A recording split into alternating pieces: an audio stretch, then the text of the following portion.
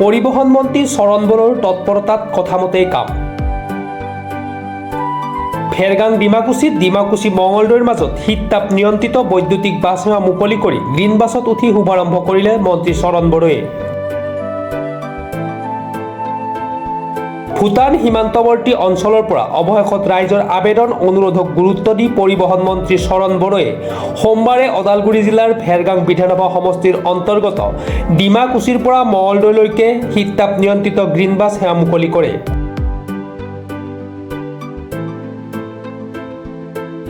ওদালগুৰি জিলাৰ ডিমাকুচিত green bus সেৱা মুকলি কৰিবলৈ বিভিন্ন দল সংগঠনে অসম চৰকাৰৰ পৰিবহণ মন্ত্ৰীক আবেদন জনাই আহিছিল তথা মন্ত্ৰী চৰণ বড়োৱেও গ্ৰীণ বাছ সেৱা ডিমাকুচিত দিয়াৰ প্ৰতিশ্ৰুতিও দিছিল।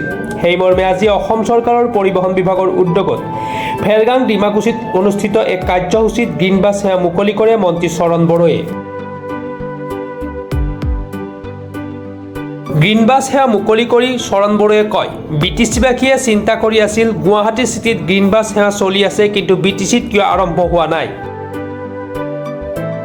যোৱাবাৰ মাজবাটৰ পৰা তেজপুৰলৈকে গ্ৰীণ বাছ সেৱা মুকলি হৈছিল প্ৰথম সময়ছোৱাত, আৰু এইবাৰ দ্বিতীয় পৰ্যায়ত ডিমাকুচিৰ পৰা পানেৰী টংলা হৈ মঙলদৈলৈকে যোৱা সেৱা আৰম্ভ হৈছে।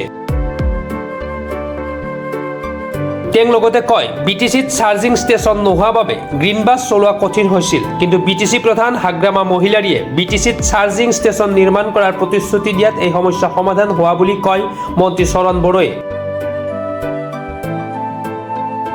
পৰৱৰ্তী সময়ত ডিমাকুচিৰ পৰা তেজপুৰ তথা ওদালগুৰিৰ পৰা মঙলদৈলৈকে চলাচল কৰা গ্ৰীণ বাছ সেৱা আৰম্ভ কৰাৰ প্ৰতিশ্ৰুতি দিয়ে মন্ত্ৰী চৰণ বড়োৱে।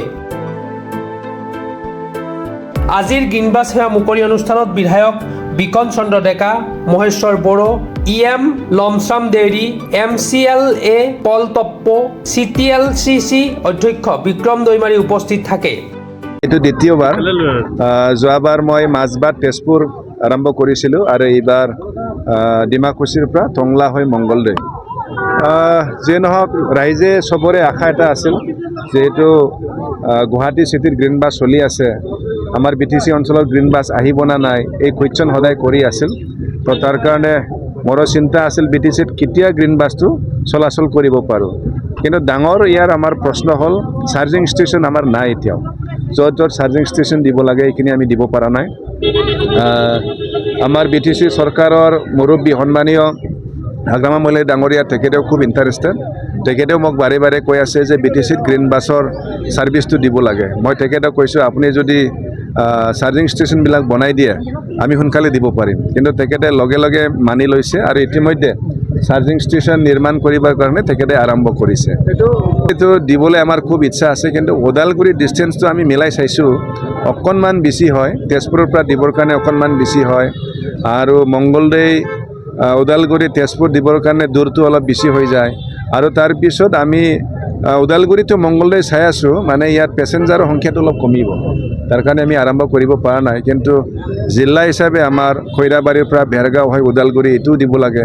তাৰ কাৰণে গোটেই চাৰ্জিং ষ্টেচন হোৱাৰ পিছত আমি এইবিলাক য'ত য'ত মানে প্ৰয়োজন এইবিলাক আমি দিব পাৰিম। দক্ষ এজন মন্ত্ৰী পাইছোঁ আমি ট্ৰেন্সপৰ্ট বিভাগৰ, আমাৰ চৰণ বড়ো ডাঙৰীয়াৰ নেতৃত্বত। বৰ্তমান অসমৰ বিভিন্ন গাঁৱে ভূঞে যি গ্ৰীণ বাছ সেৱা আৰম্ভ কৰিবৰ কাৰণে তেখেতে যত্ন লৈছে, তাৰে ফলশ্ৰুতিত আমি এখন আজি ডিমাকুচিৰ পৰা পানেৰী টংলা কালাইগাঁও হৈ মঙলদৈলৈকে আৰু মঙলদৈৰ পৰা এটা সংযোগ কৰি দিবা এটা বাছ সেৱা গ্ৰীণ বাছে, য'ত গুৱাহাটীত যাবৰ কাৰণে এই অঞ্চলৰ ৰাইজে এই গ্ৰীণ বাছেৰে সুযোগ পাব। মঙলদৈকে গৈ এটা যোগাযোগ সূত্ৰ ঠিক কৰি দিব ডিপাৰ্টমেণ্টে, সেইটো ইতিমধ্যে আমি আলোচনা কৰিছোঁ। যাই হওক, আজি এই অনুষ্ঠানত আজি আনুষ্ঠানিকভাৱে আমি আৰম্ভ কৰিছোঁ। এই সুযোগতে মই অসমৰ মন্ত্ৰী মাননীয় চৰণ বড়ো ডাঙৰীয়াৰ লগতে অসমৰ মুখ্যমন্ত্ৰী হেমন্ত বিশ্ব শৰ্মা ডাঙৰীয়াকো মই অশেষ সমষ্টিবাসী ৰাইজৰ হৈ ধন্যবাদ জ্ঞাপন কৰিছিলোঁ। ওদালগুৰিৰ পৰা চিন্ময় ডেকা ৰিপৰ্ট, প্ৰাতঃ টাইম ডিজিটেল। শদিয়াৰ পৰা ধুবুৰীলৈ, বৰাকৰ পৰা ব্ৰহ্মপুত্ৰলৈ সকলোৰে মাজত চিনাকি এটা নাম প্ৰাতঃ টাইম। থলুৱা ভাষা, কৃষ্টি আৰু সত্য বাতৰিৰ আধাৰত প্ৰতিষ্ঠিত খবৰ প্ৰাতঃ টাইমৰ প্ৰতিটো বা বাতৰি পুংখানুপুংখভাৱে চাবলৈ Facebook, YouTube, website, Twitter, Instagram আৰু ব্লগাৰ পেজত লাইক আৰু